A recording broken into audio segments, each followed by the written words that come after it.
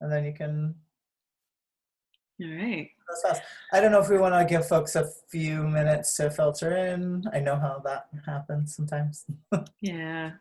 Yeah. People will filter in as they do, as they're ready. We know this is a Friday afternoon and people are getting ready for their weekends. And for some people, it's Friday evening, and maybe it's the middle of the night if you're on the other side of the world. I don't know. Although I think probably Americans are more interested, people in the United States specifically, are more interested in this particular topic. So, Doesn't quite translate to Australia. yeah, exactly. So not quite in the same way. Is there So, so yeah, I'm super, super excited to be doing this. I've wanted to do this for a while. Angel, thank you for being here. So really, really grateful to be in this conversation. Last year at this time, I know I was really immersed in following everything that was happening at Standing Rock. I had many friends and extended family members that were at Standing Rock. And that really overtook my Thanksgiving time, like that season last year. It was undeniable to look at, wow, we're really in this huge cultural moment. And we've never seen anything quite like that happen. Certainly not like maybe in this century.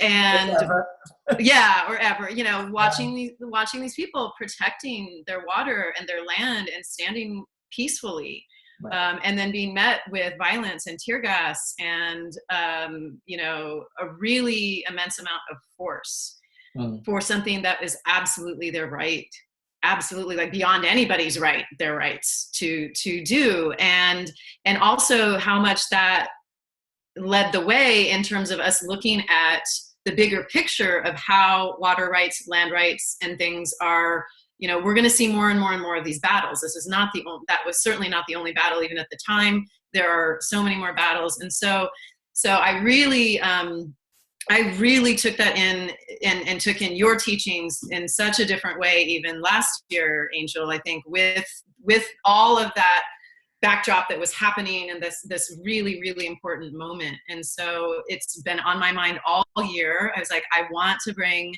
Angel Adioha to and expose this, your teachings to the people that are, in my circles.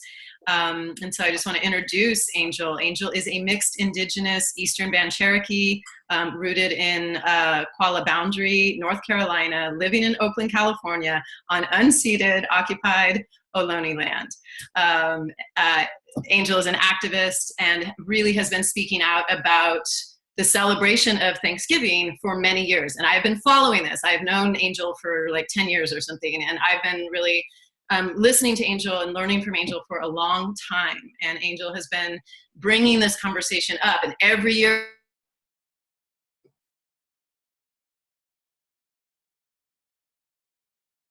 Are we on pause? Amy Jo, you froze. No. I don't know if we were all just freezing or. Yeah, Amy Jo paused in the middle of an impassioned introduction. Oh, the joys of technology. Okay, hang on. I'll send her a text. Okay.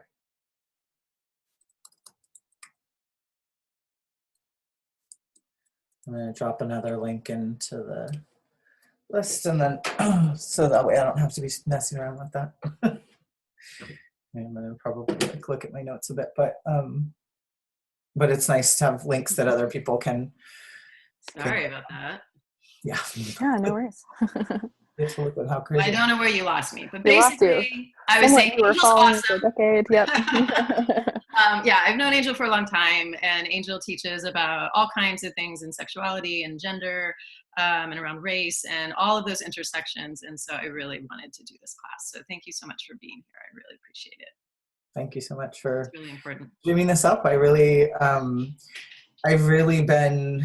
It's funny. I was looking back on my writings, at least the ones I'd made public in the last several years, and I definitely noticed my tone shifting from like, hey, everyone, maybe you didn't know about this, to I'm pretty sure you know about this and are ignoring it willfully, to what the hell, my friends. And it's funny because just in the last 2 years, which was funny, the first one that was like really kind of like, what, why are you not listening to this in almost a pleading fashion, was the first year I had friends reach out directly and say, I'm thinking about this. I'm going to stop right now or next year, or I'm going to have talks with my friends and my family, and people prioritizing this specific act of allyship in a way that I really hadn't seen before.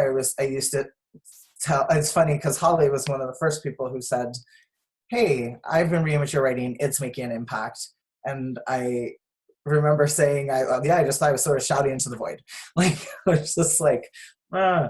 And, part of that was for me processing my own feelings around this, this cultural practice, but also just like hoping that I would get traction with the people who I frequently see acting in deep solidarity to all kinds of movements. And so it's not like I don't see people doing that work, but for some reason it felt like, and it's funny because in what's Columbus Day? Indigenous Peoples Day? Oh, that's a no-brainer. That's a sell. Like everybody's like, yeah, screw Columbus. Why would we want to?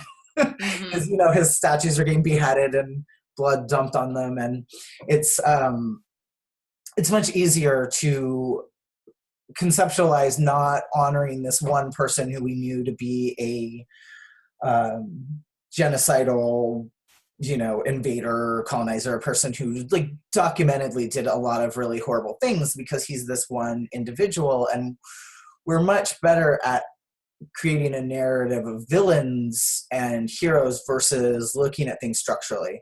And so when I look at Thanksgiving as a holiday, what I see is more of a mythos of how this country was built, why it was built, what part we have in that today. And if any, I feel like a lot of people are very happy to sever their ties to a lot of the ugly parts of the history of this nation and this continent.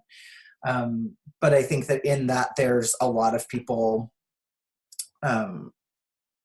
even if they know that the history isn't quite what they were told, they're still celebrating a conception of the United States as overall virtuous, overall valorous, and not overall genocidal, and certainly not in this way that we, I think people have trouble like reframing both things, like knowing that you are part of this structure and also that this structure has such rotten timber at its base. So I think that was what really started to motivate me to have this process outwardly instead of just inwardly. I started writing about Day of Mourning probably, let's see, I'm going to say if it was in 2010, about 10 years after I started observing Day of Mourning versus observing Thanksgiving. And I'd say probably for the 5 years before that, I was one of those people who was like Friendsgiving or Turkey Day or some other way to sort of reframe, but still get to do all of the ritual around it that is very specific, and also not like, I think when people try to rewrite it as some radical act, I have a hard time with that. And I'll talk a little bit about why that is and how that fits into the history. But the first thing is that, that reframing, that's what I think that when it comes to all of the, both far in the past and very recent history around oppression and around the way that we as a country decide who is and isn't centered, that I think that we all kind of come to that, slowly or in our own time or over an arc. I think that as much as I get frustrated with the lack until recently of attention towards that kind of specific allyship with Indigenous and Native causes, I also have to remember like the amount of back work that goes into anything becoming visible. And this is, you know, I don't know how the kids say it, we're viral, we're having a moment. You know, there's Standing Rock certainly like pushed Indigenous rights and the convergence of Indigenous and environmental work right into everybody's consciousness in this really awesome and amazing and also like hard and devastating way. But what it wasn't was ignorable. You know, it was this spot where people had to sort of pay attention, especially anyone who ongoingly talks about justice and what that means in our lives. So, I was also very struck by how Standing Rock moved that conversation in some ways, and then in some ways how it totally didn't, right? Like how one of the links that I have included is and I included it for the imagery, but it's funnily called I renamed it. It's called a photo essay of Thanksgiving at Standing Rock. I renamed it to a photo essay of Day of Mourning at Standing Rock because that's what was happening. But the person who was from, I think, GQ magazine has a very, you know, specific conception around that. And so was doing that through that lens. But the images, you can like, they're very impactful. You can see the difference in that kind of boots on the ground solidarity versus people reframing sharing turkey with their friends. So I feel like when people are like, well, what else can we do? And in this sort of helpless, I understand, overwhelmed way of like, well, this is already so fucked up. What can we do about it?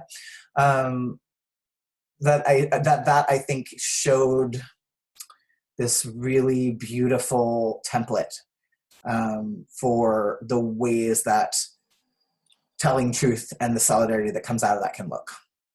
Do you want us to bring those images up? Because we can bring that up. If you want. That's, so under the first, the first Can link, you do that? it's the last one in the, sorry, let me go back because I'm in the PDF. There's the cam. I got it already. Yeah, no, yeah, see, some people are very fast on the internet. I'm very good at making things look nice on the internet, but I'm not so super great at the quickness. So before I dig into history, I think the visuals here just have such a specific impact in that they're so clearly not celebratory. They're defiant, they're sad in some ways, they're hopeful, there's a lot going on, and there's, you know, just like the vision of some of these are incredibly moving, but what I don't see in this is celebration, or at least not in the way that we've decided that holidays are celebrated. I really try to use careful language around this because we are very good at jubilation and very shitty at anything with more gravity and dignity to it. We don't really do that very well in this country as a whole. You know, when it comes to things that are about death and about the bad parts of history and all these other things, we really like to put a soft filter on it. We really don't like to look at those things head on. And so when I talk about observing or commemorating the Day of Mourning, I very intentionally don't use the word celebration, because I want to be clear that this is a it's a deep and meaningful day that is not to be celebrated.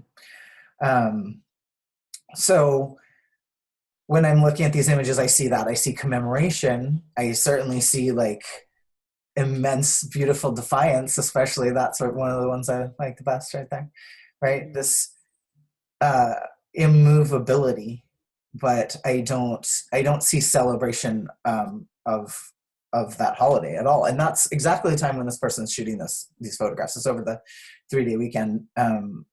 And this is when also, interestingly, like tons of celebrities were there. This was like, a moment where there was where Standing Rock was experiencing a different kind of influx.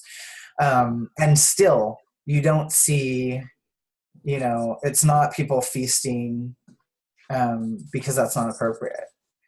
So that's why I was so struck by these photos. Even, I don't know if it's because they're done from the outside or despite being done from the outside from someone who's not native and wasn't really familiar with with Standing Rock until they went out there to take the pictures. But there's, you can really see how that feeling is different from commemoration or observation versus celebration. And a lot of times when I talk to people about shifting their experience with this holiday, that's one of the first things that comes up for me is the way that it is currently and has always been celebrated in the United States is as a feast day, and a feast day and a day to give thanks for something. I feel like a lot of people are sort of unclear on what the give thanks bit is, historically and present day, but that's definitely how we frame it. And our ways of celebrating it are the way that you would celebrate something wanted and good. The way that you would celebrate a birth or a marriage or something else that is that marks a good spot in your life. We certainly don't celebrate it in the vein of a funeral or any of our other more solemn holidays, like the handful I can think of, like Veterans Day, which we celebrate by selling couches, I think. But we don't really have a spot in our culture for that sort of solemn occasion as much. I feel like people are really kind of in a quandary about it because they don't have a template.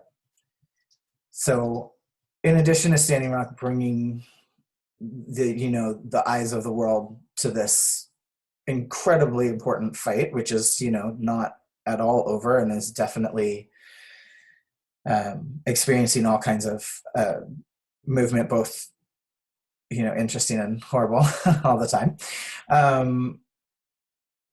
It also brought attention to the idea that when we commemorate our ancestors, it can look differently than creating this sort of soft focus idea of the past, than brushing over all the problems and having kids put on paper headdresses and little Quaker hats and pretend that the only parts that existed are the parts that we're okay with. Mm-hmm. So to talk a little bit about the history is that, I feel like people really want to, in a way, acknowledge this and move on. In some ways, I feel like when I first started thinking about reframing this holiday, one of the things that I frequently would do was, read the proclamation that was given at the first Thanksgiving, which was given in thanks for defeat of Indigenous people and really slaughter wholesale of Indigenous people at a specific battle. And that's what the first Thanksgiving proclamation said. And also more modern things like, William Burroughs' Thanksgiving prayer, which is profane and delightful. I love that prayer so much. It's such a good one. And that by acknowledging, and I feel like we really because we are so in our infancy as far as a species, a culture, whatever goes, we're just starting to figure out how to engage with truth without the soft focus, and we're really not super good at it yet. So I think a lot of times people just think we're very in the little kid range of oh well, I said sorry, or oh, what more do you want? And we're really big on acknowledging our privileges. We're very big on acknowledging the structural problems we have. We're very big on acknowledging the history even that brought us here, but we're less good at integrating that and making it kind of an underpinning of our justice work. So I feel like a lot of folks are pretty clear on the roots of this holiday, but I'm going to give you some rundown for folks who aren't clear, for anyone who needs a brush up. Well, I think people really don't know, you know. I like to think that folks who have any sort of activist of them have at least have an idea that it is not as we were told. Right. Yeah. And one of the funny, like, little pop culture touch points for me on that, and I love that Tribe Called Red used it in one of their videos, is the little mini soliloquy from Wednesday Addams in Addams Family Values. Do you know what I'm talking about? Bernard, do you know? I don't know if I do. No, I don't think I do. I'll bet you, as good as you are with the internet, you can pull it up in about 2 seconds. It's Wednesday Addams from Family Addams Values giving a speech as she is dressed in the paper feathers. Oh, I think I remember this. Yeah. Tribe Called Red used it for a music video, and it really is like, for so many people, I feel like it was this seed planted in this very kind of flippant, funny way, but you know, she's giving the speech that says, you know, we are here to decide whether to welcome you and feed you and shelter you, and we've decided no. You're a danger. You are going to be. I've looked into the future and I've seen what you do to our people, and so instead we're going to burn your village to the ground. And that would have such a different outcome, yeah. But I feel like because that was so mass culture, that there were enough people who got this little seed planted that were like, is that just funny, or is there something under that? And maybe started to like dig a little bit. And in the last like 10-ish years, I've seen a scattering of think pieces on like Huffington Post and NPR and other, you know, when I know they say the liberal media, the actual liberal media, or, you know, the progressive media, folks who are wanting to engage with that a little more. So I have seen people discussing it in a more widespread forum, for sure, especially the history piece. I feel like because that's step one, a lot of people have gotten to step one. A lot of people have gotten to the point where they at least understand that maybe what you're getting in the history books is possibly not correct. You're kidding. I know. They would do that? And just straight up lies in a book? Oh my gosh. Once in textbooks? Doesn't that mean it's like true forever? And I think it's very funny that we frequently want to trust anything that's put in a book, regardless of its provenance. So when you're talking about, even now, some people like to find it their thing to do to debate whether or not there was actually a genocide of Indigenous people, or to debate, you know, they're probably Holocaust deniers too, but let's just say they exist. And every time some think piece comes out, there's someone else writing, well, in the books it says. And yes, in the books it says. I don't deny that, and never would, but I think we need to look at who wrote those books. So, and look at the fact that you can write down anything you damn well please.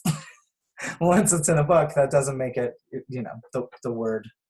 But historically speaking, so what I think we are commemorating, and if we had a few more folks on, I was going to ask like if anybody had what they'd heard as kids. So if anybody has a really awesome story as to what you were told as little folks. I think it's like, you know, then the Pilgrims were starving, and then because they were fleeing religious persecution, and then the Native Americans just welcomed them, and the Pilgrims taught them about this ritual of celebration and Thanksgiving, and everyone ate together happily and peacefully. Yeah, that sounds about like the one they give folks in about in first, second grade, yeah, where they're making the little hats. Yeah, exactly. Everything out of paper bags. Construction paper, yeah. I definitely remember a lot of black, white, and orange construction paper. Yes. Consistently. And fake turkey feathers. Yes. Yeah. Not even like they had my kid do this. I mean, I opted her out, but they were trying to, in school, in public school, and this is 20 years ago. And I know kids now who are still doing the same thing. Yeah. They haven't Yeah. changed one Haven't bit. gotten creative with that curriculum in that It's long. interesting. And I think that often we also think that you'll hear a lot of people saying like children aren't able to process really hard stories. And We need to I just- protect them. yeah, I think it's really important to be clear about what children we're talking about when we say that, because it really just means white kids.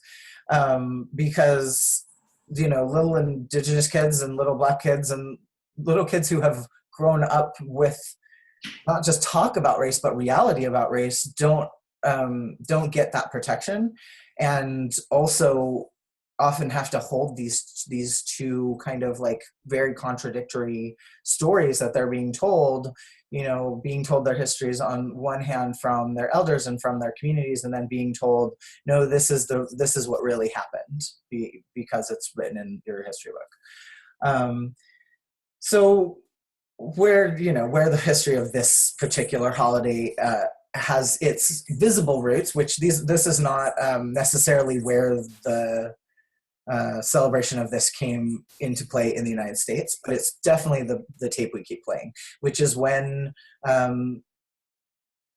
people landed at slightly south of Plymouth Rock and were at this point had been through multiple storms and illnesses and all manner of things. And I think it was like 300 of them set out and 50 some odd were left. So they had obviously like suffered all these losses. They didn't have a lot of people power at that point. They were down to very few people to try and survive. So they were in fact fed by local indigenous folks. Which is, we all make mistakes, but they did, they did, they showed up kind of pitiful. They had been at sea for, however long. They were very starved and did not know how to survive in this new place. One of their first acts was to dig up store caches and graves and take both the seed corn and the food that was left for people for their next part of the journey to eat so as not to starve. And I think that that's a very, that's often left out. I think that we think the first thing they did was walk off this boat and were welcomed with open arms with a peace pipe. And instead, their first act before even setting eyes on the people who lived here was to be grave robbers and to take what they needed to survive. I get it. People do all kinds of things when they're starving, but it wasn't exactly coming in with some sort of goodwill. And more importantly, it wasn't treating the people that they were encountering as people. I think one of the things that underpins Manifest Destiny and every other horrible thing that we have a country because of here in the US is the idea that the doctrine of white supremacy, which holds that every other person is not a real person, and that these indigenous folks deserved to lose whatever they had because they weren't real people. And part of what brought them to that first Thanksgiving Day, which was taking indigenous folks prisoner, making them teach them how to plant crops so that they would have anything to eat, let alone to feast on. And one of the main people that we all hear about is Squanto, who was actually the last person maybe verifiably of his nation at that point, and he was living with the Wampanoag and when the Pilgrims landed, and he was the only one who spoke English, so he had a big role, right, to come and translate. But where he is coming from as a person, I think it's really kind of interesting and troubling the way that we weave back the stories of those who did us dirty, the way that we talk about people who were instruments of colonization or instruments of white supremacy, not realizing that in survival circumstances, people always like to think they'd make the best choice. People always like to think they'd be the one speaking out, they'd be the one standing up, they'd be the person who is like, slave, make me a slave and I'll die first. And yet, when things like that happen in the world, most people don't do that. Most people are so traumatized and so disassociated from what's going on that they just put one foot in front of the other and get by. And I mean, we very much saw that, and we love to dredge this up about the 40s and how we saw in our response to the Nazis in Germany, how we saw people just going like, well, I guess this is happening now, and not really changing how they did their lives, with some, very beautiful exceptions. And people want to be like, well, I would have done this, I would have done that. But now that we're seeing a real intense resurgence of visible fascism in the United States, whatever you're doing now is what you'd be doing then. So the people who really want to be like, well, I'd be out there, getting those Nazis and are not really speaking out in current day, it's the same exact thing. So I think that we need to give a little empathy to especially someone who was captured and enslaved twice and escaped twice and came back to his home shores, and then was the only person who could hold this position of relative power of being able to speak the language of these invading forces. And he was able to help these folks survive and get to this point where the idea of a Thanksgiving Day had been sort of consistent in English and Dutch traditions. So when the folks there were like, okay, we're going to do a day of Thanksgiving because we finally have crops and we're, maybe not going to all die. One of the parts that they do, and I'm sure anyone who lives in Oakland can relate, they shot the guns in the air as a celebratory move. Here they like to do that on New Year's, and always scares my dogs a lot. But the shooting of the guns in the air made the local indigenous folks rightfully nervous, not knowing who was being shot at or why. And so when they showed up, the chief got 90 guys together, and it was 90 only men. So if you're coming to a party at this time in history, you're not just going to bring the men from your nation. This is, that's one of the first little red flags, right? When this group, which is double the amount of the people at the settlement, show up armed and are like, what's going on? And they're like, oh, we're having a celebration. And so at that point, they, as a gesture of goodwill, help them hunt for some food to add to the celebration, also to feed their own troops, which we don't like to think of them in that way either. But these were men on a military maneuver at this point. They were going to make sure that their village wasn't getting invaded next, or that they were going to basically ensure the safety of their homes and families. So that, I think they were there for 3 days, so I'll look at my notes. So that 3 days that was spent, definitely exchanging food and eating it together, but also spent in kind of wary apprehension of each other and trying to hammer out some of the details of how these two groups would assist one another in days going forward. This is the first time that a treaty was mentioned between these two groups. So that's where we're getting our picture from. Now, it really doesn't have a ton to do with the current Thanksgiving idea. It wasn't at the same time of year. It wasn't, it's just the picture we have. So how did that turn into our big holiday? It was, let's see, 1637. So let's say almost 20 years later, there was a and there's an ongoing war of attrition. There's an ongoing war of colonization. There's an ongoing moving forward of the white Christian folks who are, let's just clear this up, not escaping any kind of religious persecution because they had absolute religious freedom in Holland, but who wanted to impose their view of the world, who were like, we know the right thing. We are 100% the only correct answer. That was really their motivation. Their motivation was not to continue living as a religious minority with all that entails, and instead to go somewhere where they assumed they could impose their will on the entire land and all the people they might find.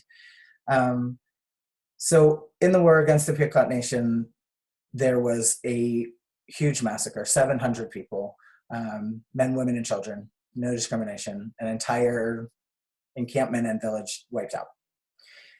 When the governor in Massachusetts Bay Colony had his returning forces come and tell him what happened, his response was, we have to give thanks. We have to thank God for handing us this victory. So that victory, and in the little proclamation I would read each year, it says the victory over the heathen savages, of course, because, how else would they characterize their enemies? But it was a very literal giving thanks for a massacre. It was giving thanks for being on the right side of a massacre. So, the reframing into like harvest thanks and thanks for being fed by these strange people, that was all laid on afterwards. And it makes a much nicer story. It is not pretty to think about, especially the way we like to think about gratitude now, to think about gratitude for slaughter of children, slaughter of men and women, slaughter of every person who survived in a certain area. Like, that's not, we would hopefully not be able to even kind of approximate what that feels like, to feel gratitude for that. But that is definitely step one in building this holiday. So step two in building this holiday, as soon as the Republic was formed, enough to have a president. So the first president of the US did make a proclamation of Thanksgiving. Weirdly, it didn't stick. I'm not exactly sure why. His proclamation was published in all the papers, and you can even look at it now and see that he did that. But I think there just wasn't a lot of attention given toward it, because this was like, the United States was just starting to gel as a nation. We're just this tiny baby thing, right? And so there wasn't, I feel like more people were, there was not this sense of coherent identity. It was starting to build, but it didn't exist in this way where when people talk about Thanksgiving as the most American holiday, I think they're correct, not for the same reasons probably, but it has definitely always been something that's been centralized in the American mythos. So what it took in order to gel this into a tradition that people were going to pick up on and build into something they did every year was the Civil War. So close to the close of the Civil War, Lincoln re-proclaimed a day of Thanksgiving. And interestingly, it was supposed to be a day of Thanksgiving, but also a day of reflection on our wrongs. It was, the reason for that was he was trying to unite a country that was torn apart by civil war. He was trying to make people feel like, have some patriotic feelings again, when everybody was pretty not into that. So when he put this proclamation out, he was much more, he was very intent on emphasizing the unifying aspects that he saw of this myth, right? Of seeing this thing of where enemies came together, because at this point, half of our country as enemies. So he wanted it to be like, look, we can do this. You know, if even the Indians and the Pilgrims did this, we can do this.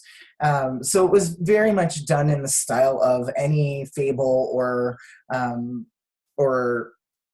story told to motivate and or propaganda.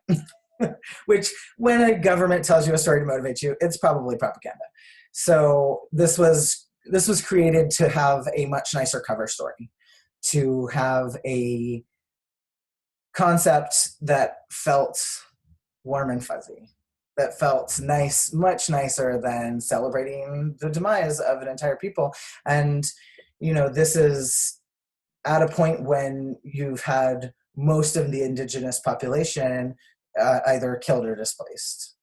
So at this point, there's not the same kind of direct antagonism towards indigenous people, mainly because most folks living in the United States, whether white people or non-indigenous people of color, don't really have much direct information about indigenous people, right?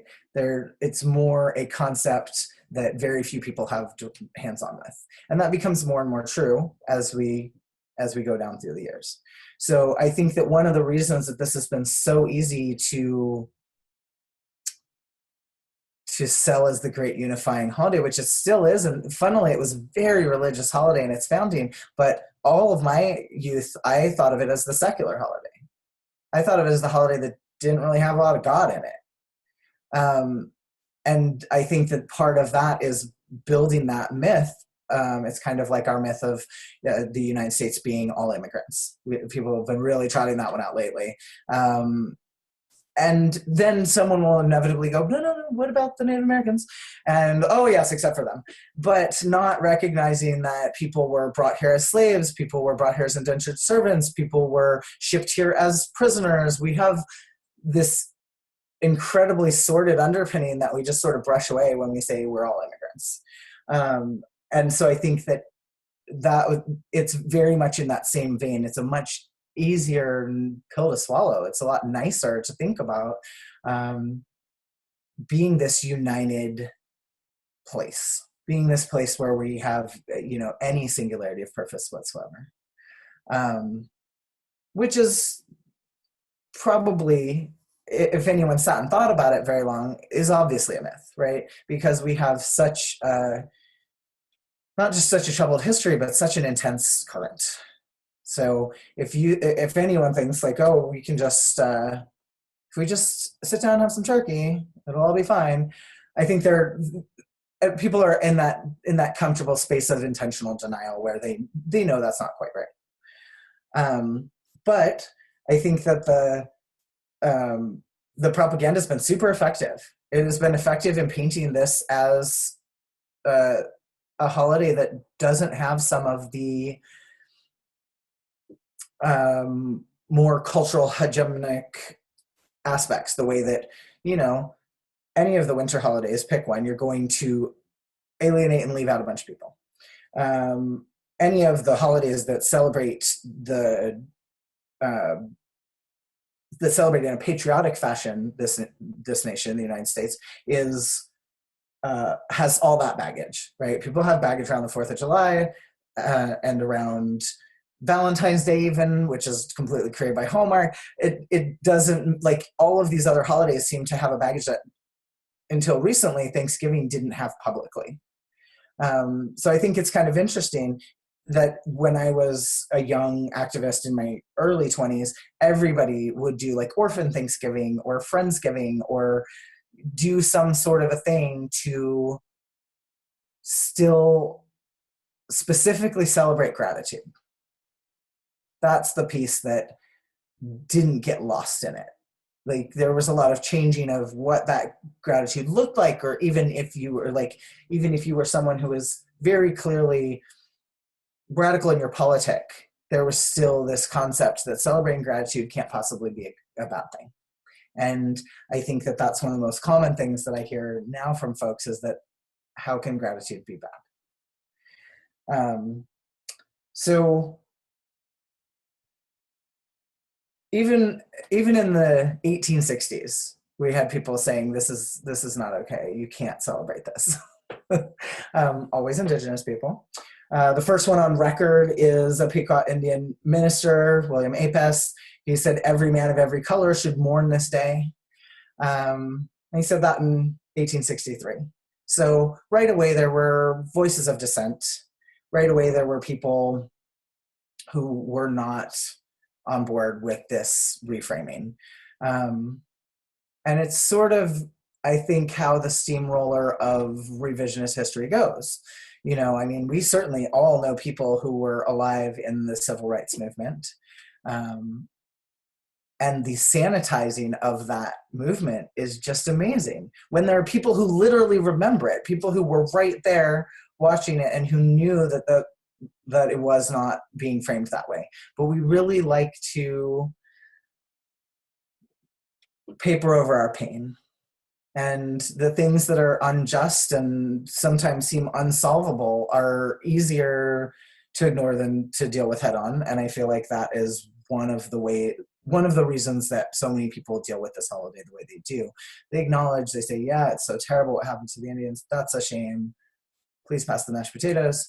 And even those people who have awareness and have a mind towards justice still have trouble seeing how their actions on that day impact actual indigenous people. So with all these folks speaking out, dissenting, saying this isn't okay, it took until 1970 for there to be some sort of official pushback, some sort of visible protest. And in 1970, this was the 350th anniversary of the first Thanksgiving, and I kind of have some backstory in my head of this person preparing two speeches, and on the day of saying something totally different and blowing everybody's minds. So on the day of, Frank James, who was the president of the Federated Eastern Indian League, he spoke at the official Thanksgiving celebration at Plymouth Rock that had been held there for decades and decades. And the speech that he read said the following. So today is a time of celebrating for you, but it is not a time of celebrating for me. It is with heavy heart that I look back on what happened to my people. The Pilgrims had hardly explored the shores of Cape Cod before they had robbed the graves of my ancestors and stolen their corn, wheat, and beans. Massasoit, the great leader of the Wampanoag, knew these facts, yet he and his people welcomed and befriended the settlers. Little knowing that before 50 years were to pass, the Wampanoag and other Indians living near the settlers would be killed by their guns or dead from diseases that we caught from them. Although our way of life is almost gone and our language is almost extinct, we Wampanoags still walk the land of Massachusetts.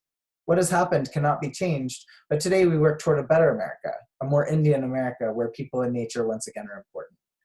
So right after that, he was barred from speaking at their events, because truth is painful. But this was this kickoff because enough people heard that call and came from all over. Very similar how you said, like, Standing Rock is this once in a, certainly I've never seen anything like it in my lifetime, but that idea that you can say something so compelling that people will come to you, people will stand with you. And they buried Plymouth Rock entirely, which is a very fun protest. They've done it twice.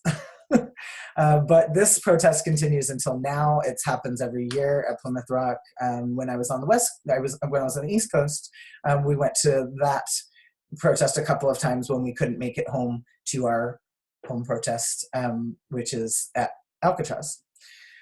And it's still a fairly big protest with people who come from all over to specifically stand at this spot that is so mythologized in the United States and to speak that truth in that spot, which is, I think for me, that was the most meaningful thing about attending those protests particularly.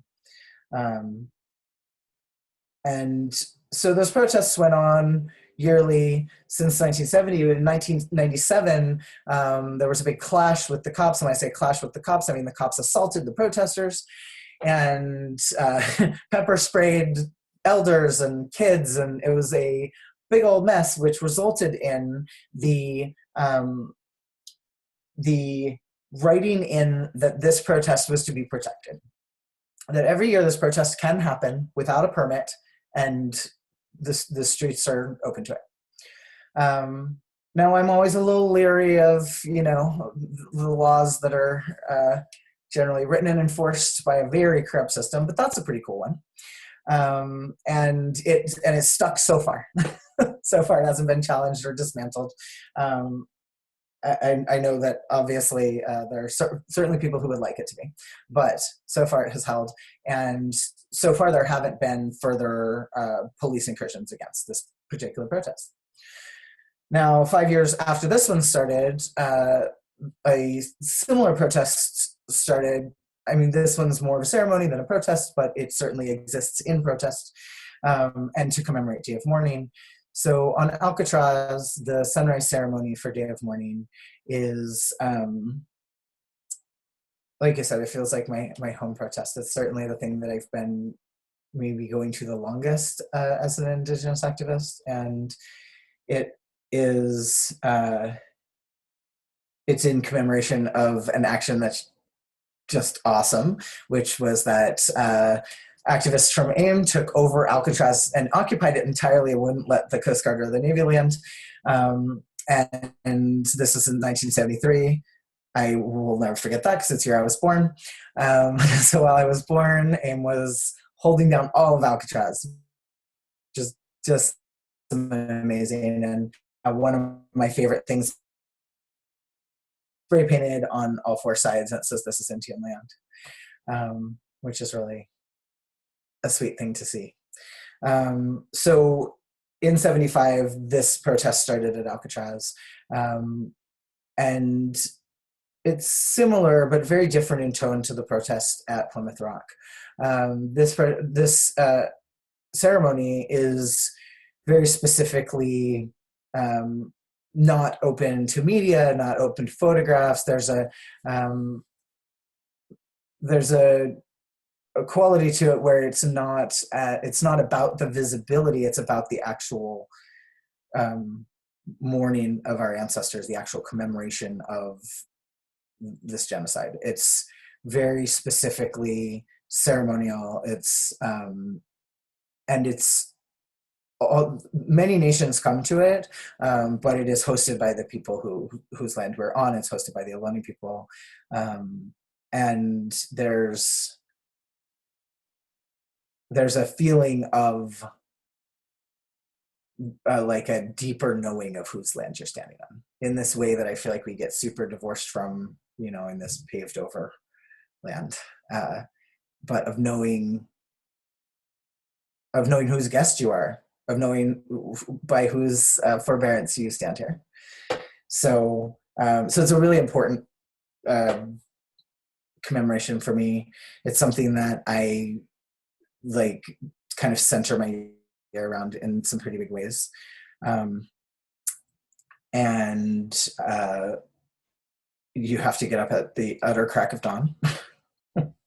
Get up at like 3 a.m, which is a challenge. And you really do watch the sunrise out over the bay. And that commemoration is one of the things I talk to people about, but I also think it's really important to note that mourning doesn't look the same from all directions, and that people who are settlers should consider where they are participating in the mourning of Indigenous people. How are you holding a container, and how are you maybe making yourself in the middle of that container, which is a less good move. And I think that's, it's partly a very individual thing, but one of the very base things is if anyone wants to attend either of these or any other of the protests around the country, I think it's really important to come in with an immense amount of humility, and to remember that that you're a guest, and that when tradition or practice is laid down for you, when it's said, we don't take pictures of this, or we don't talk during this time, or I would really encourage that to be your center, where you are being specifically led by the Indigenous people that you're the guest of. I think that so often people get really, I'm going to chalk it up to excited to be on that, to give a little benefit of the doubt here. People get really turned up about they're doing a thing that is really important, and that's good and important to have that enthusiasm, because that is how these kind of concepts spread from person to person. But it's also really important to behave the way you would in a church. It's very important to understand that that because you're at a ceremony of someone else's culture, you have reference for this. You know how you would act if you were, at a funeral and with your grandmother sitting next to you, you would behave, right? So I think a lot of times people need to take in that and know that it's a solemn occasion. And regardless of how you see Indigenous people processing it, that doesn't give you permission to maybe participate in the same ways. I think that people really, want to show up in a meaningful way. And I think one of the best ways to do that is to consider how you can hold space for your Indigenous community and for the people you love in that community. So that's going on this every year, and it's fantastic. And first moved to the Bay in the 90s.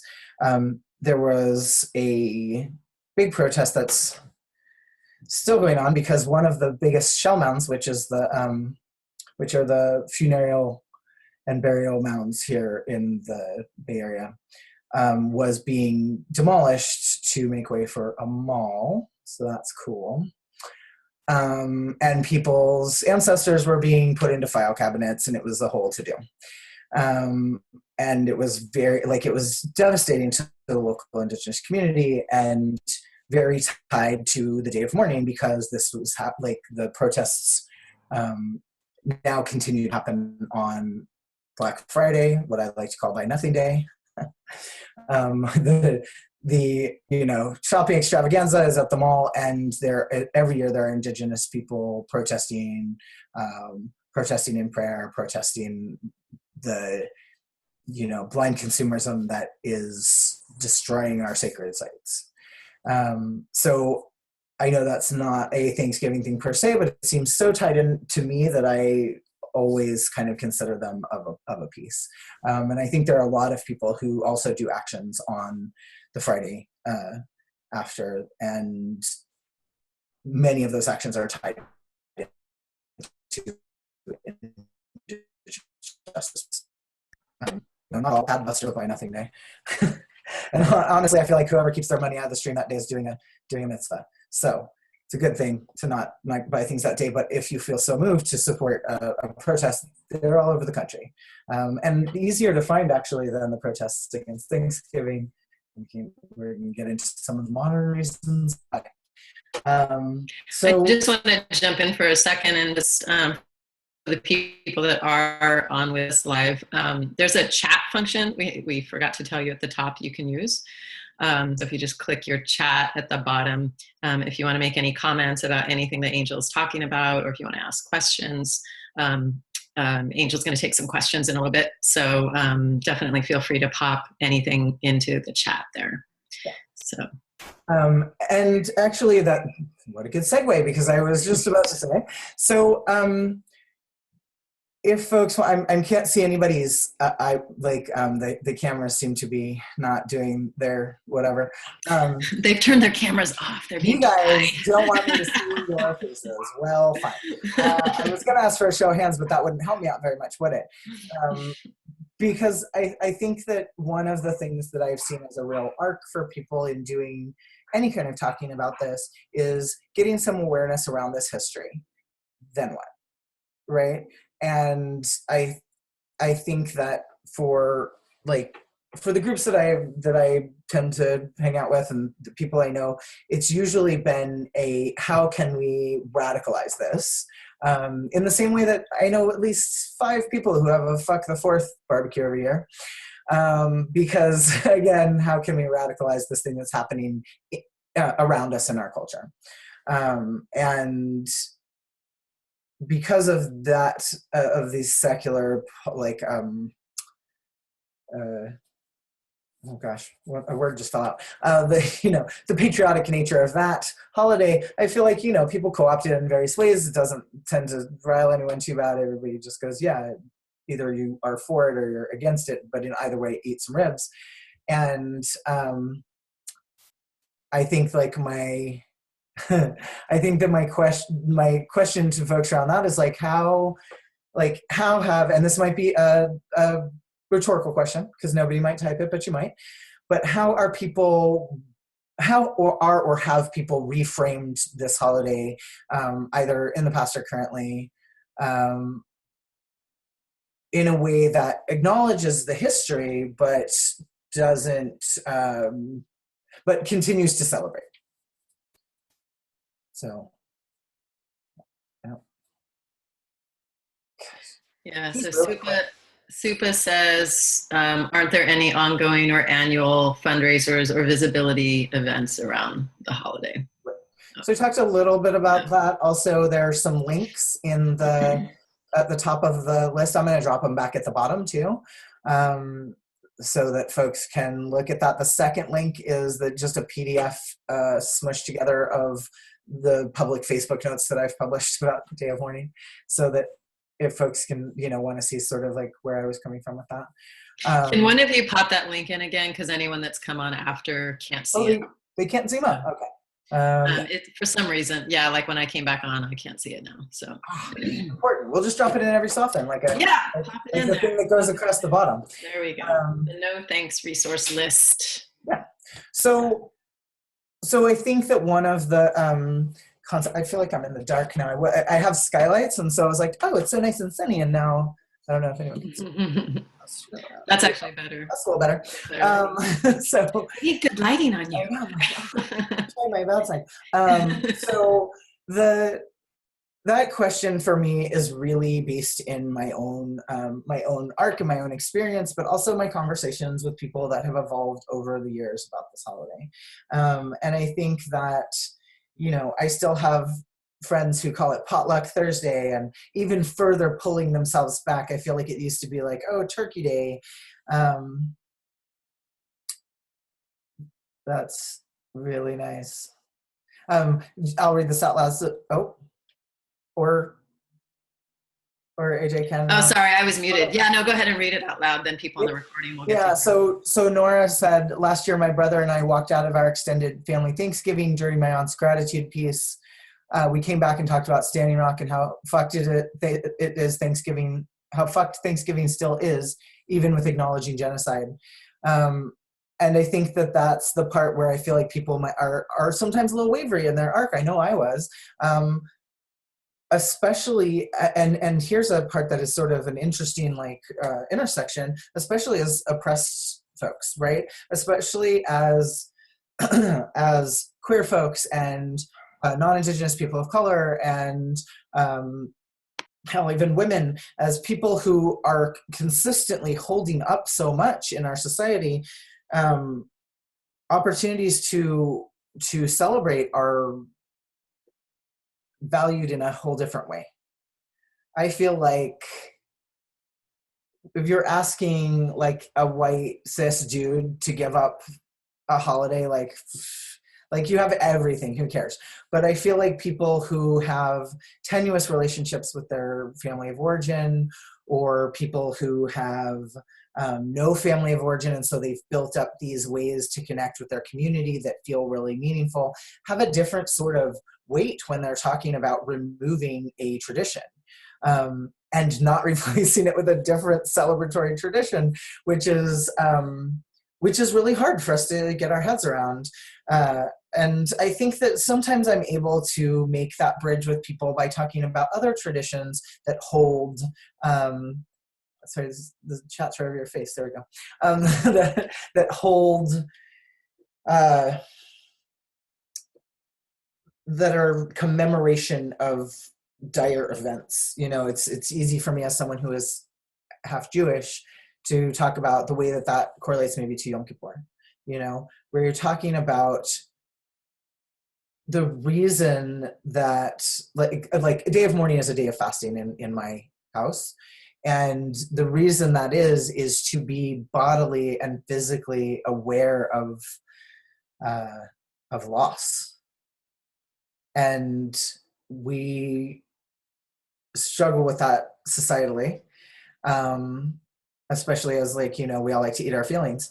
But this idea that we can physically participate in a way that that brings our own awareness and our own feelings of what does it mean to actually honor these people, whether they're your ancestors or the people who were on the land before your ancestors were. And what does that mean to bring that into our bodies? Because I feel like Thanksgiving is a holiday that's very much about our bodies. Like it's very much about, you know, eating until you have to undo your pants and having a physical closeness to oftentimes family of origin or logical family, as a smart friend calls the non-biological family. A closeness, a physical closeness to people you might not see all the time. So you're having this physical experience. And I think that for me, it was very important for this day of mourning to also feel like a physical experience, just in the opposite way that it had felt. Instead of feeling about, you know, connection and gratitude and indulgence, which we always like to leave that last bit out, but it's really a big ingredient in this holiday. And I say this as a huge fan of indulgence. You know, I just when it's appropriate. And instead of making it about that, making it quite literally about an experiential remembrance, like a feeling where we are physically honoring those ancestors. And so the fasting is a piece of it for me. I also encourage people, most people have been to a funeral in their lives. You know, most people know what it feels like to publicly honor their dead. You know, most people know what it feels like to have some beloved dead. Maybe not as many, but some. So I think that tapping into the emotional experience of this is one of the only ways to shift the conversation. Because most nobody likes turkey that much. It's terrible. It's the worst poultry of all the poultries. Like, nobody likes turkey that much that they would like to set their ethics aside to eat it. Like, it's just not, it isn't about the turkey. And I know people like to make it about the food, but it's really, there's definitely an emotional component, even for people who feel like, I don't have an emotional attachment to the innate goodness of the US. Even for people who are quite radical in their politic and are like, fuck this entire system, it's all trash, throw it all out, and I still want turkey and cranberry sauce. Those are the people who I think that are often the wavering ones who will then, when they do get their feet under them with this, will understand how to reach out into wider circles, which is what I really hope anyone having this conversation, specifically in this like structured way, will feel more equipped to do. And I feel like that's the other thing is like, we're always, I feel like the last horrifying election cycle, etc., has really hammered home that we overlook a lot to stay connected to the people we share blood with.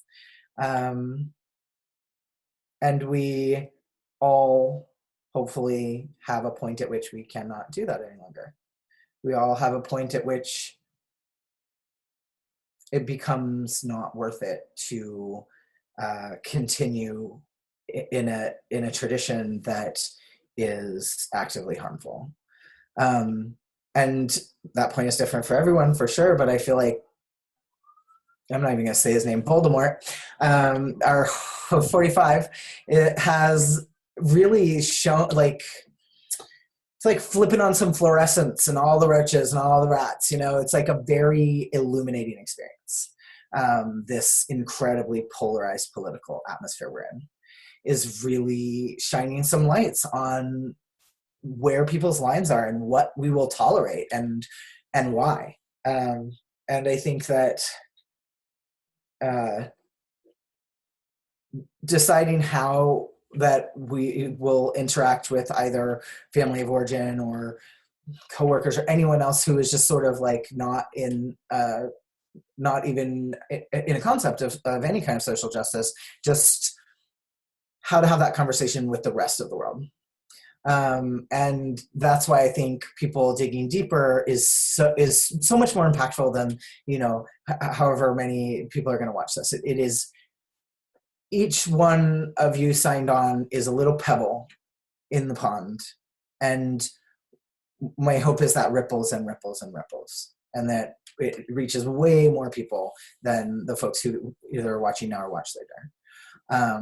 And we will talk more about like what's on the resource list and how to, the thing that I think a lot of people often feel kind of stymied by is not feeling like they can drop knowledge, feeling like they're going to be like, this is about genocide. The person's going to be like, no, it isn't. So they're going to be like, shit, well, now what do I say? Right? Like, I feel like we're all fairly ill-equipped to talk about the history of our country because it's baked in.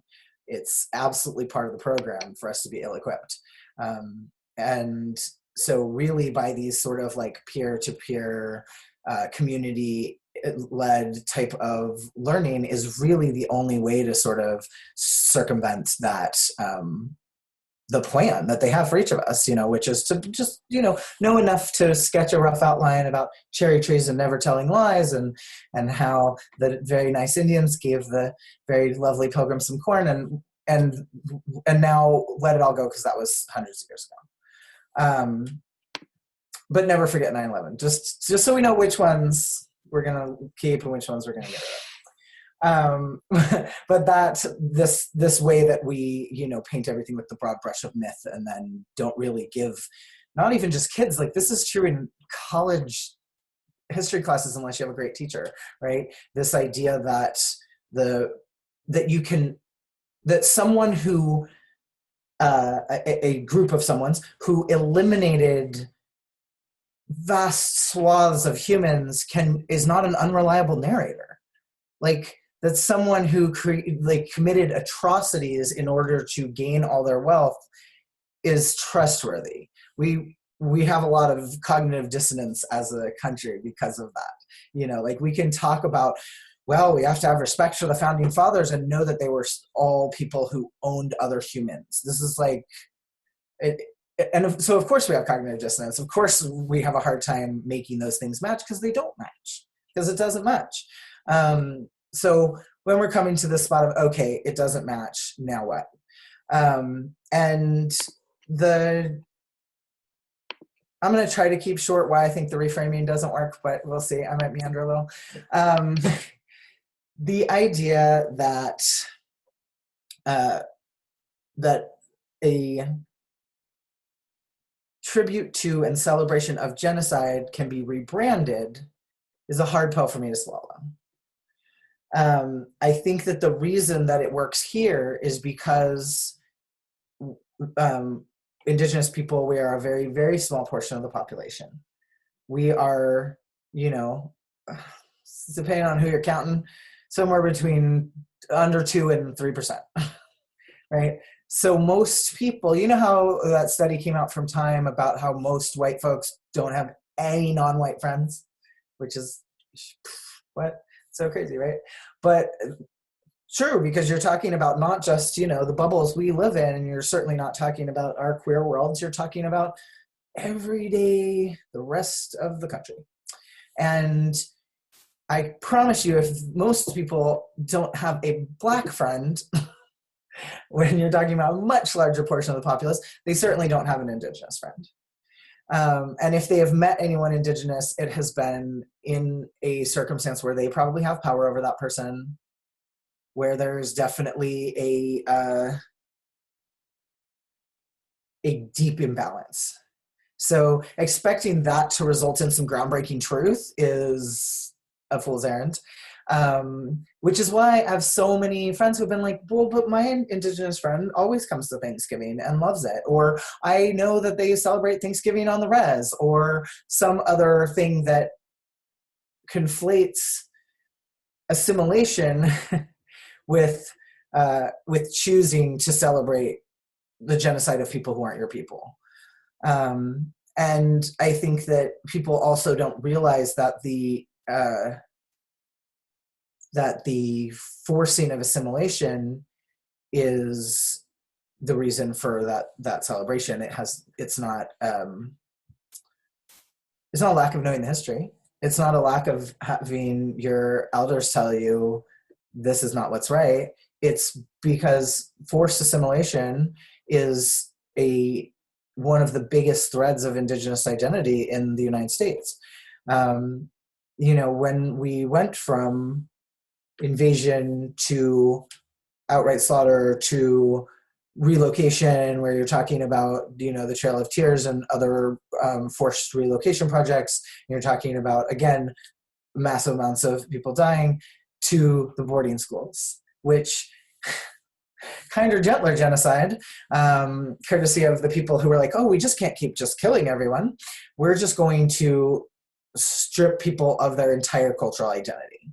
When the slogan for these schools was to kill the Indian, save the man, you're talking about a scale of forced assimilation that's never happened anywhere in human history other than here, and Canada. But other than this continent. A lot of times when I'm saying the US, it's because we're talking about US Thanksgiving. Canada has their own. It's not quite the same as ours. It's certainly not based on exactly the same things. So I generally don't, I let the Canadians lead that discussion and tell us about that. And when you get further south, it's a different set of colonizing standards. But I want to always acknowledge that this continent is only broken by the imaginations of white slave-owning men. Like, this country is not actually, this continent is not actually broken in those ways. And so a lot of the assimilation crosses every border. It goes into every Indigenous community. So here in the US, that assimilation has meant a lot of people participating in things that are not, good for their communities, good for their people, good for them, but are survival. And if you are every bit of different that you are from this homogenized norm is punished, it doesn't take long to figure out not to do those things. Or to keep them very secret. So the visibility of Indigenous resistance is, dangerous for one, and very attacked, by law enforcement movements, by social movements, etc. It's very, it's not supported in the same way that the movement for Black liberation is not supported. It's considered dangerous to the mainstream of the US, but funnily enough, that mainstream is very dangerous to any Indigenous activists and certainly any Black and Brown activists. So that flipping of the danger is a tactic used a lot by white supremacy. So that tendency that we have as radical people, as liberal people, as progressive people, to acknowledge and want to be like, yeah, that's awful. I don't want to celebrate that with a delicious dinner. I want to celebrate my friends. So I'm going to have Friendsgiving. And what that means is I'm going to do roughly the same things, but we're probably going to talk about the history. I've seen a lot of people do things where they want to donate, which I think is awesome, and lowest bar you can clear. Like, if you are not ready in your heart to let go of this tradition that commemorates genocide, definitely donate some money. and lean on your even slightly malleable guilty relatives to also donate some money. I feel like a lot of times people are very willing to pay their guilt away. Great, awesome. There are a lot of Indigenous activists who really need your money. So I think that's where, that's the lowest bar we're going to hope to get everyone clearing with this chat today. And also, I want that to be what you pass around. What you pass around, like, pay some blood money, put it in the pot, support the people who are out here doing this dangerous and necessary work. And for people that haven't looked at the resource list yet, Angel's got some suggested places where you can give your money and people you can donate to. Yeah, and that was like my 5 favorite at the moment. Like, yeah. I could come up with many more. If people want things that are local to them, I can help hit your resource list so that you're getting your own local people. Because the first one there is the proceeds from today, like what y'all paid to come and chat with us today. I'm donating to Sogorea Te Land Trust, which is the first one on that. Mm-hmm. Which is, the Indigenous folks here don't have ceded land at all. So they're just like landless. And this is Indigenous women-led land trusts that they're building to fix that, to have land that belongs to Indigenous people here. Mm. So it's 2 Ohlone women who run it. It's very rooted in the land that we live on here in the Bay. One that I'll just put out there and add to it is the community that I've been a part of for almost 20 years, and I'll put that in here. It's Quinsickea.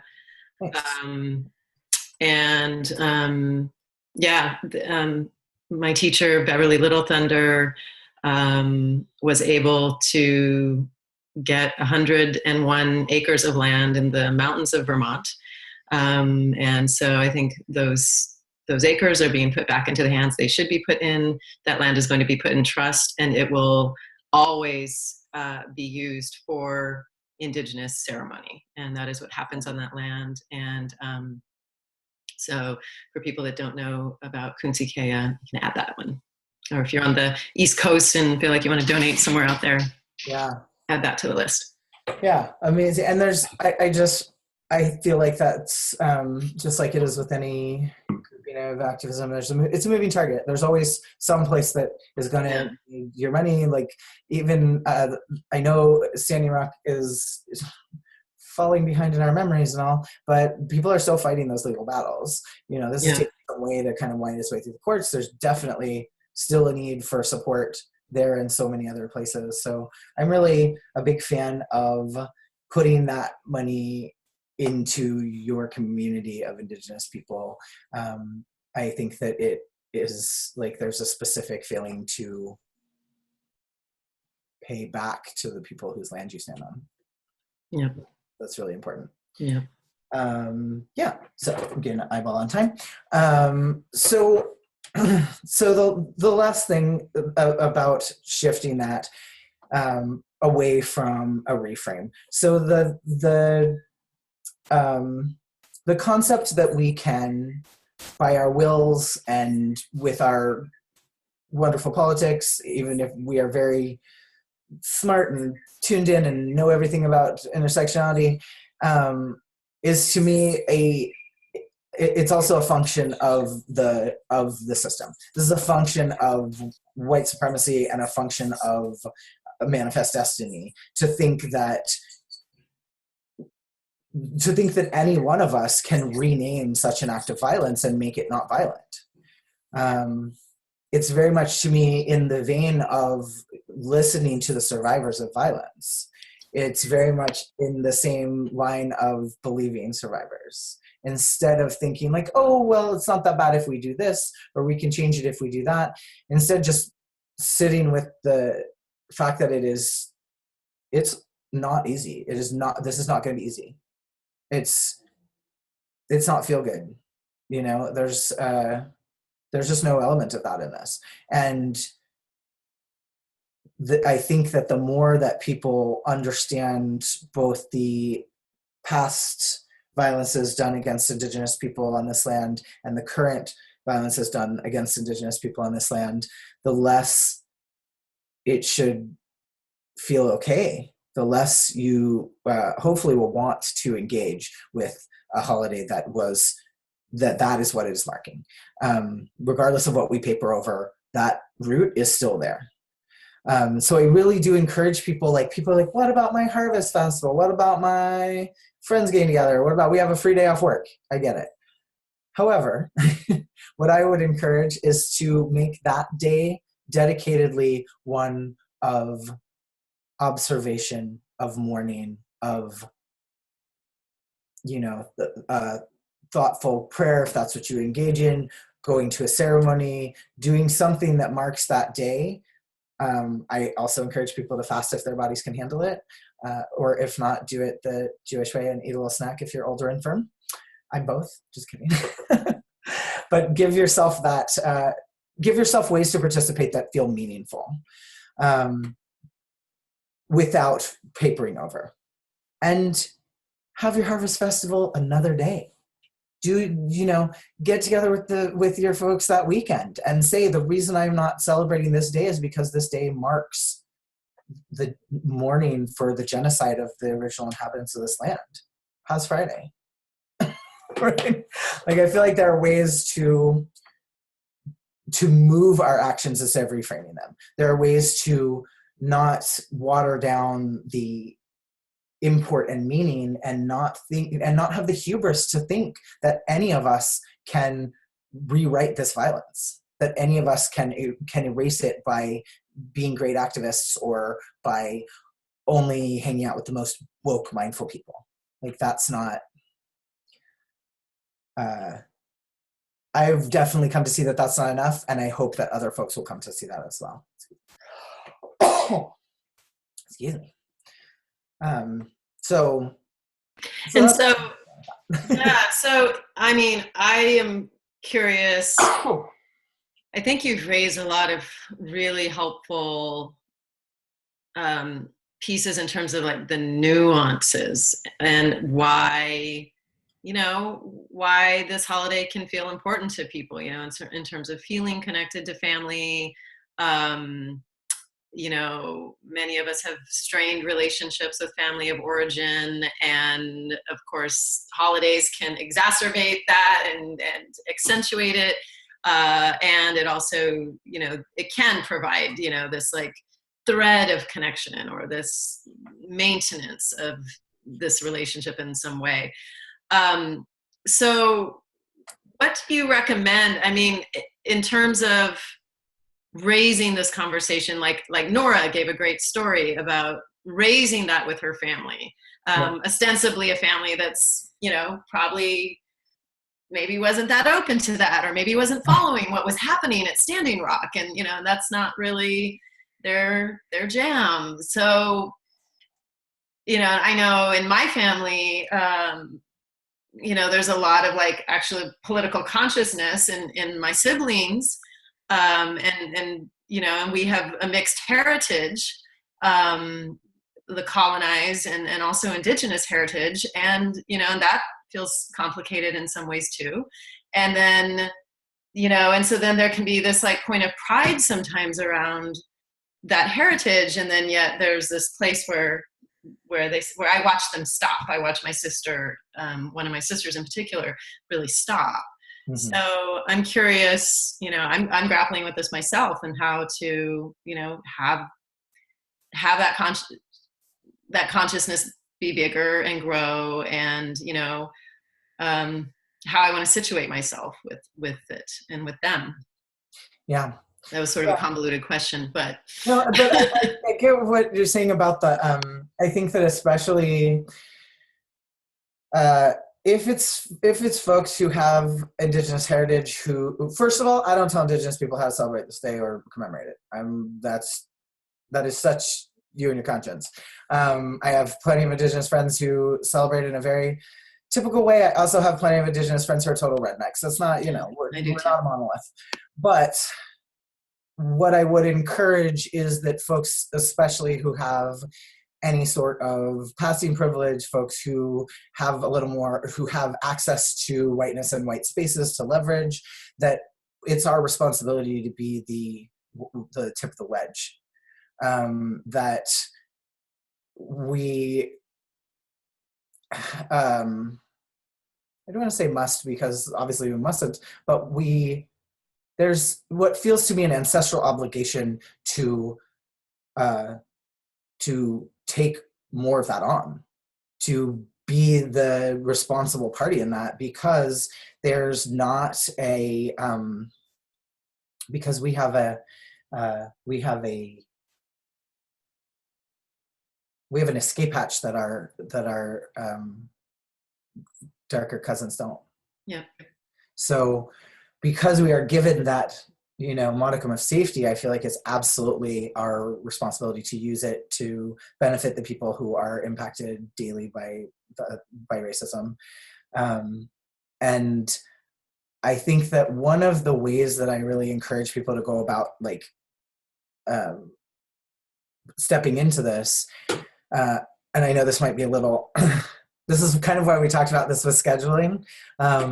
Nora said it was a liberal progressive family and they were still silent and uncomfortable. Exactly. So you had the thing that I was hoping with scheduling this at this time of year, when I know anybody who has plans already made them, is not that people will be like, throw the brakes on, don't do my plans, is more that they will take this knowledge and talk about it in the exact setting that they're about to be in, and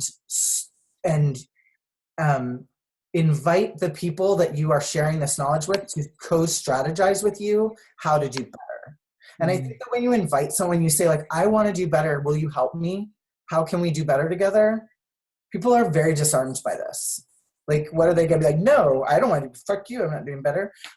Maybe, I guess, maybe you're drunk. Well. But, however, I feel like the people who are by and large, what's the word? People who are coming from a place of any sort of openness, generally, when you ask for their help, they want to help you. I think that inviting people to strategize with you is a really important piece of that, because it's not just you telling them and you're doing a bad thing. It's more a way to make them co-conspirators with you. So one of the things that I have specifically seen work in that vein is one of my dear friends read all of my things and just was like, I just don't want to do this anymore. It feels too yucky. I'm not going to do it. And talked to her mom about it and took exactly that tack of what can we do that's different? I want to do this differently. And her mom was like, I know, let's have a non-Thanksgiving dinner the next day so we can see each other. And that day we can do some volunteering. And so, right, it's her mom, with no political background in this, with no concept really, just was like, my kid is distressed. This isn't good. I want to do better. Really was receptive to that, and was receptive to making that day a day of service instead of a day of celebration, which is the other possibility, of making that day a day of service, a day of reflection, a day of observing instead of celebrating. Yeah. I'm trying to have a light on, but it's not very good. Oh, lighting woes. I know, it's just so bad. I didn't realize the sun was going to go down so early. It does that. It's doing that earlier and earlier now. So I think we're in the question period of things. I can't see my clock. Yeah, so people who are on, do you want to jump in with some questions or comments? And if you want to take your video or put your video on, you can. Or if you want to just unmute yourself and speak, that's fine too. If you want to pop things in the chat, that's fine. So whatever works. Any and all of the above. Mm-hmm. Yeah. I did promise there would be question time, so. I'm resonating with Nora's share and remembering that I'm not going to see my family this Thanksgiving, but I was there last year, and especially post election, I just had no filter. I think a lot of us probably had that experience, and so I just straight up brought up the fact that the white side of my family, are a lot of them were descended from people who owned slaves, And it was like, so how do we feel about being people with white privilege celebrating Thanksgiving while Standing Rock is going on and the fight for Black lives is going on, and we're here, you know, with this ancestry, like, what are we doing? And yeah, that went over really well. Ways to be popular at We were a little uncomfortable, so. And how do you feel like people took that in? They were, I think, pretty shocked that I just brought it up and linked it, because I think they have never considered that they have any kind of inheritance from that. I think, you know, it's a lot of like, well, we're descended from people who did that, but it was a long time ago. So I think just, I mean, I wasn't really facilitating the conversation, you know, very skillfully, but like places that I can follow up with, I was more like throw the grenade in there in the moment. But I mean, we were all pretty ramped up last November. Yeah, that was a pretty like incendiary Thanksgiving for a lot of us. But yeah, I bet. Yeah, but I think just like I see the work that I'm doing in my like the white side of my family right now is just like getting them to like actually wake up and see that they are white. Yeah, and that can be like when we're talking about some of these intermediate steps that people can do with kind of a consciousness around that intersectionality exists. Right. Like that white privilege is a thing. Right. Yeah. But when you're talking about folks who haven't gotten to that step, I think you're talking about a different strategy. And I think that one of the things that is really hard is that these engagements are not just about whatever we're talking about. They also hold our container for all of our family bullshit. Totally. So you're not just having a conversation rationally with someone that you respect at a coffee shop. You know, there's so much weight behind all of the things that we engage around, you know, which is why everybody has their ridiculous, to my mind, rules about don't talk about religion or money, or I don't remember the rules because I don't follow them. But the idea is, right, that there are things that you do not speak about in polite company. And don't you think that's also part of the white obsession with politeness, though? Definitely. And I feel like there's this idea that we would consider the people that we share blood with and therefore are honestly representative of and responsible for in the world as polite company is bananas. Like, these are the people we should be engaging as much as we can manage, because there's, you know, because these are like, I don't know if folks are familiar with the idea of the 7 generational concept, but there are generations, like these are our people. We have to, if there's any crack open at all, we have to engage it. However, there's going to be sometimes we are more effective than other times. And I think that one of the times we can be least effective is when we're all ramped up. And I think that last November is probably a terrible example for everyone, because it was a day of mourning for lots of reasons.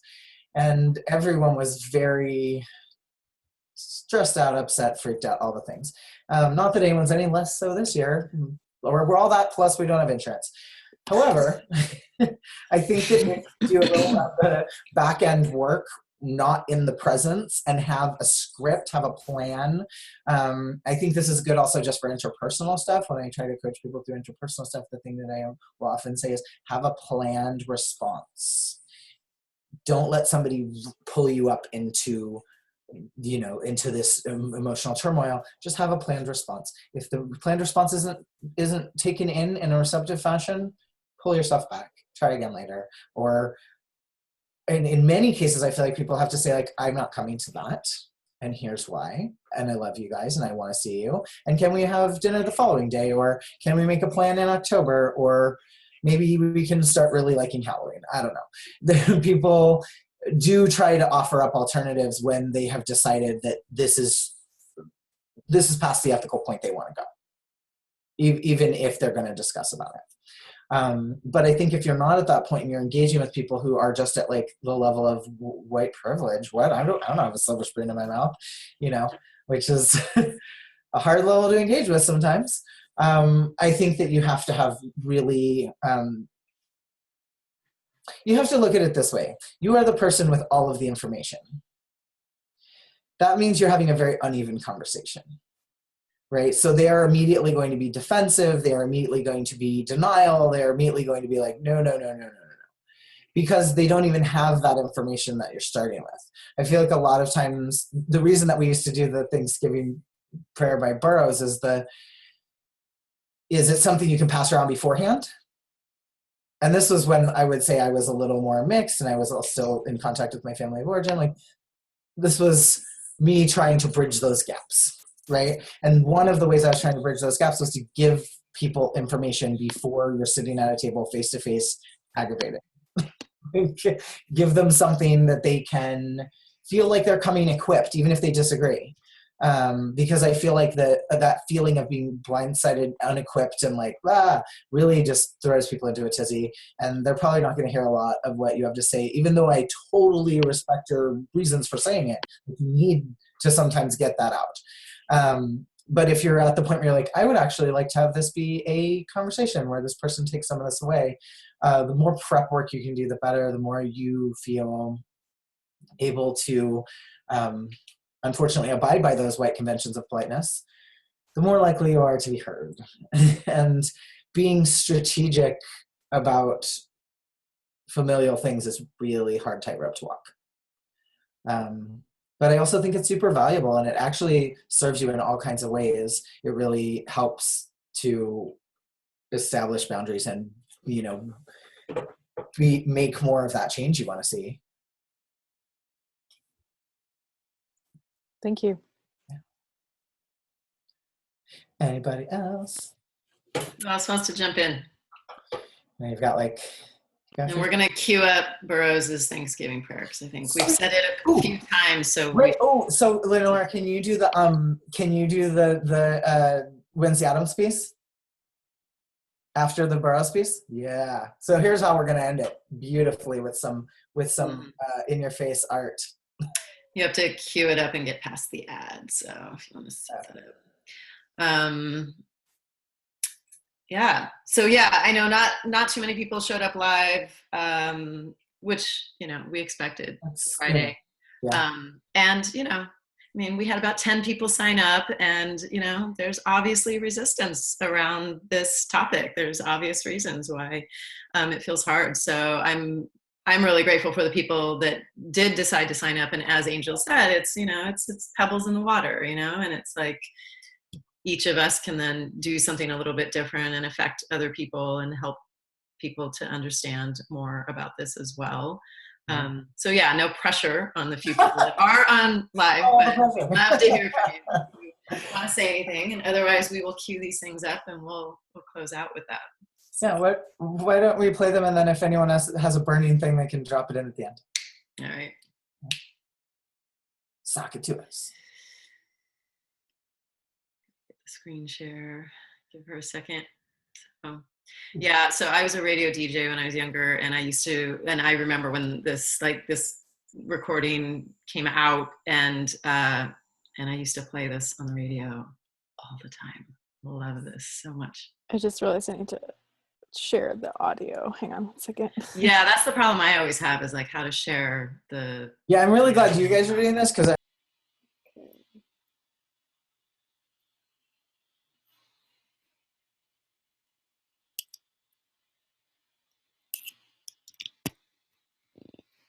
Make it happen. I have faith in Lenore. So far, everything's been on point. For John Dillinger, in hope he is still alive. Thanksgiving Day, November 28th, 1986. Thanks for the wild turkey and passenger pigeons destined to be shit out through wholesome American guts. Thanks for a continent to despoil and poison. Thanks for Indians to provide a modicum of challenge and danger. Thanks for vast herds of bison to kill and skin, leaving the carcasses to rot. Thanks for bounties on wolves and coyotes. Thanks for the American dream to vulgarize and falsify until the bare lies shine through. Thanks for the KKK, for nigger-killing lawmen feeding their notches. For decent church-going women with their mean, pinched, bitter, evil faces. Thanks for Kill a Queer for Christ stickers. Thanks for laboratory aids. Thanks for prohibition and the war against drugs. Thanks for a country where nobody is allowed to mind his own business. Thanks for a nation of finks. Yes, thanks for all the memories. All right, let's see your arms. You always were a headache, and you always were a bore. Thanks for the last and greatest betrayal of the last and greatest of human dreams.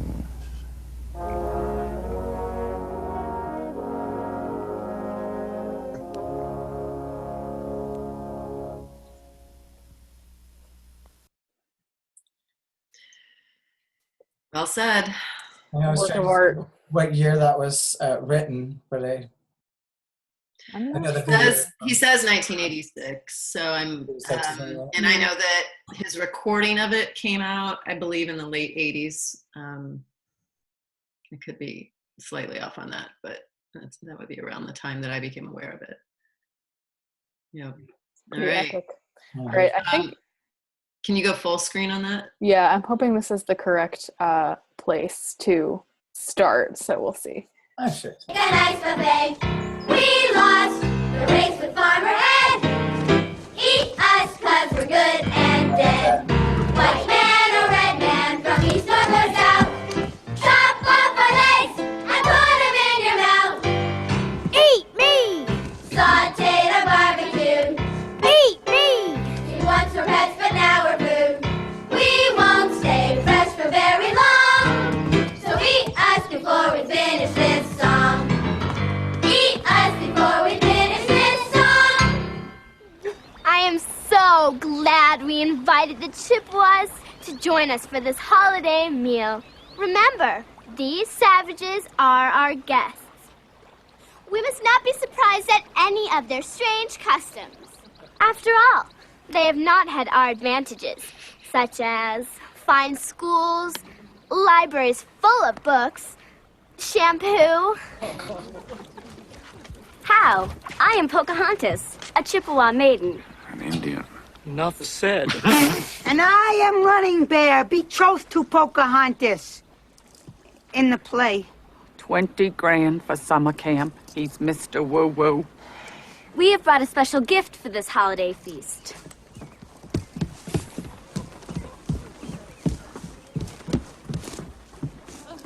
I am a turkey. Kill me. What a thoughtful gift. Why, you are as civilized as we, except we wear shoes and have last names. Welcome to our table, our new primitive friends. Thank you, Sarah Miller. You're the most beautiful person I've ever seen. Your hair is the color of the sun. Your skin is like fresh milk. And everyone loves you. Stop! Sit. Wait. What? We cannot break bread with you. Huh? Becky, what's going on? Wednesday! You have taken the land which is rightfully ours. Years from now, my people will be forced to live in mobile homes, on reservations. Your people will wear cardigans and drink highballs.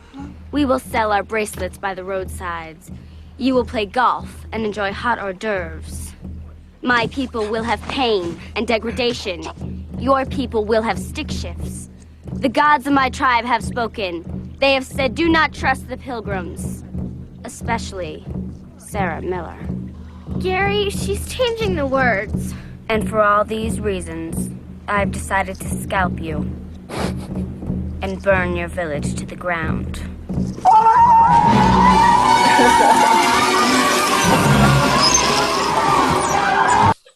Oh, epic.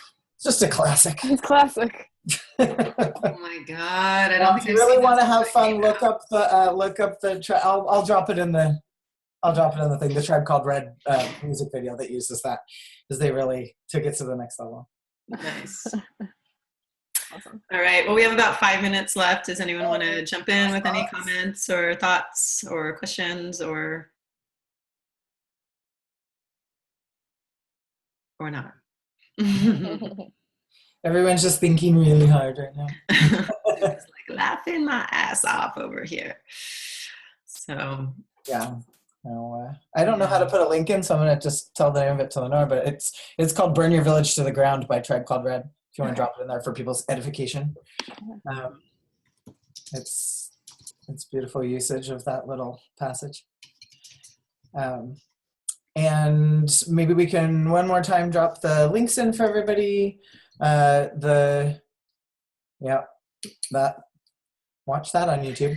yeah, and we'll send them out. We can follow up with these links Alright. in an email to everybody. So Yeah, so folks can do a little reading afterwards. Also, like I think the things that I provided are could span a lot of entry point possibilities. So are things that you can use for sparking conversation with someone who has never heard of any of this, or maybe people who are a bit advanced. I try to put a little of each.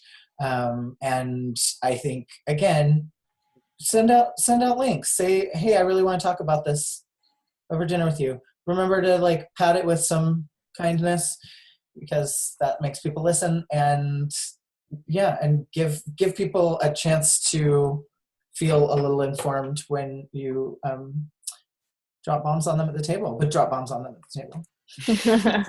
but definitely drop the bomb. Let's do it. We're right here backing you up all the way.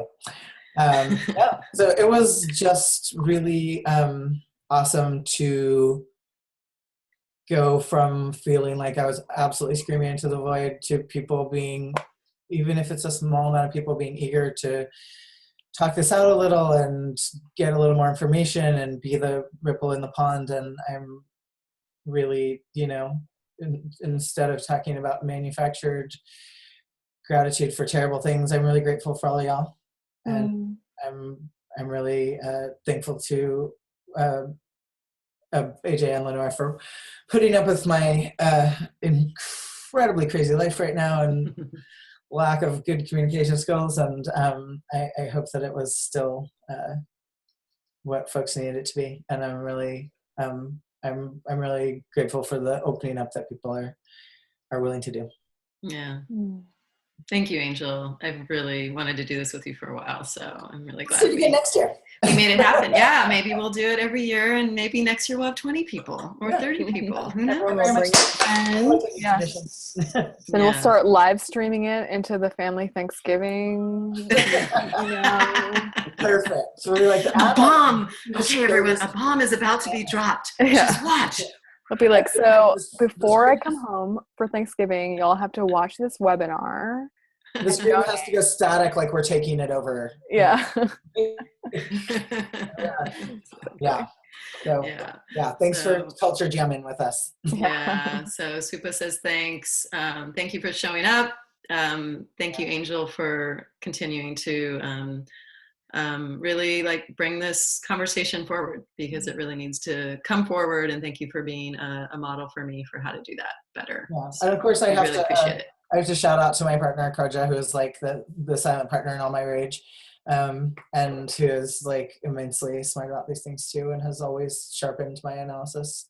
Yeah, Coach is amazing. Please, if you give guys want Coach to do something amazing, you could buy our little kids book for little kids. I just got a copy of it. I already bought it. You've ever seen? It's the best book. Angel and Koja did this amazing book as part of a series of books to shift the way we're doing children's books, so that they come from a more intersectional queer perspective and telling stories that that don't don't get to be heard. I actually just read it a couple weeks ago. I just got them in the mail, and I'm like trying to decide like who in my family, you know, which kid is going to get that one. Like I got like a pack of 6 of them because I donated to the Kickstarter or the whatever the campaign. So it's called 47,000 Beads if you want to read about a very cute two-spirit kid. Yeah, it's amazing. So slowly we're changing the world. Thank you, Angel. Bit by bit. Thanks, Pebbles. Bit by bit. All right. Thanks, everyone. Have a great rest of your evening and weekend, and go forth into this holiday time, hopefully with some new tools and able to have some different kinds of conversations. So thanks, everybody. Thanks, everyone.